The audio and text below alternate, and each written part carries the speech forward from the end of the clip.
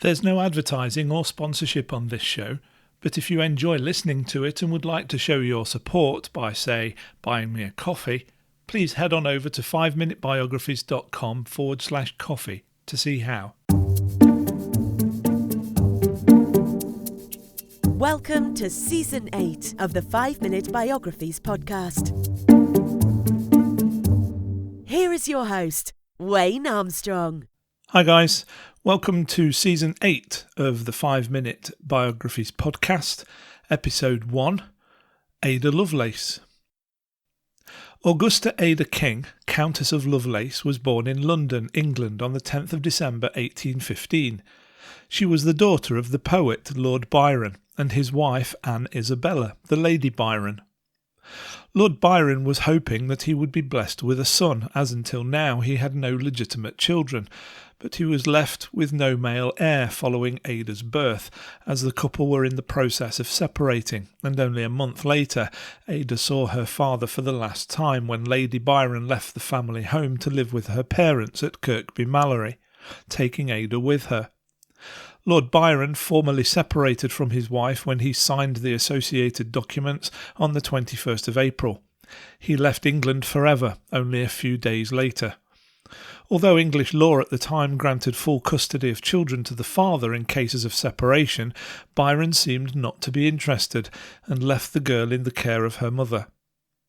Ada never had a relationship with her father as he died when she was 8, and unfortunately she also did not have a close relationship with her mother, being left in the care of Lady Millbank, Lady Byron's mother.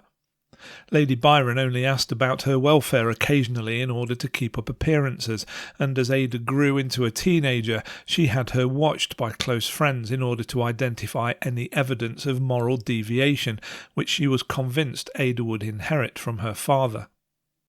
Ada was often ill as a child, suffering from debilitating headaches, and was even paralysed in 1829 after contracting measles, following which she was confined to bed for almost a year. Despite her illnesses, she developed an interest in mathematics and technology, and when she was 12 she declared that she wanted to fly. Instead of this being just the fanciful notion of a child, Ada actually set about methodically constructing apparatus that would help her to do so, starting with wings in February 1828. In order to ensure that the wings would be the correct size and weight, she studied the anatomy of birds and researched a number of different materials from which she might construct them. During the process, Ada also wrote a book which she called Flyology, within which she illustrated some of her findings. In 1833, Ada had an affair with one of her tutors. She tried to elope with him, but relatives of the tutor recognised Ada and informed her mother of the couple's whereabouts. Lady Byron, with the help of her friends, covered up the affair due to the scandal that it would cause. In the same year, Ada became friends with another of her tutors, Mary Somerville, who introduced her to Charles Babbage. She also became acquainted with other influential people at the time, including Michael Faraday and Charles Dickens, and at the age of only 17 she was presented at court, and by 1834 she was a court regular. A year later, on the 8th of July, Ada married William, 8th Baron King, thereby becoming Lady King.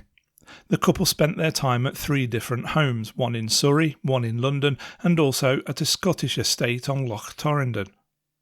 The couple also had a summer retreat at Worthy Manor in Somerset, which had been the setting for their honeymoon. The couple went on to have 3 children together, Byron in 1836, Anne Isabella in 1837, and Ralph Gordon in 1839. In 1838 William was made Earl of Lovelace, as Ada was descended from the by then extinct line, resulting in Ada becoming Countess of Lovelace. In 1840, one of Ada's acquaintances, Charles Babbage, attended a seminar at the University of Turin, where he talked about his Analytical Engine. The lecture was translated into French and published in 1842. Subsequently, a friend of Babbage's, Charles Wheatstone, commissioned Ada Lovelace to translate the lecture into English. She did so, but also added her own notes to the text, assisted by Babbage himself. These notes, which were much more detailed than the original transcript of the lecture, were published in 1843 under the initialism AAL in Taylor's Scientific Memoirs, and consider the fact that the Analytical Engine was far more than a simple calculating machine, and that it could be programmed to solve many types of complex problems. For example, Ada's Note G, her notes were all labelled A to G, describes an algorithm that would be used by the Analytical Engine to calculate Bernoulli numbers, and is considered to be the first ever algorithm published specifically intended for use on a computer. For this reason, Ada Lovelace has often been described as the world's first computer programmer. Unfortunately, the Analytical Engine was never built, and so the program was never tested.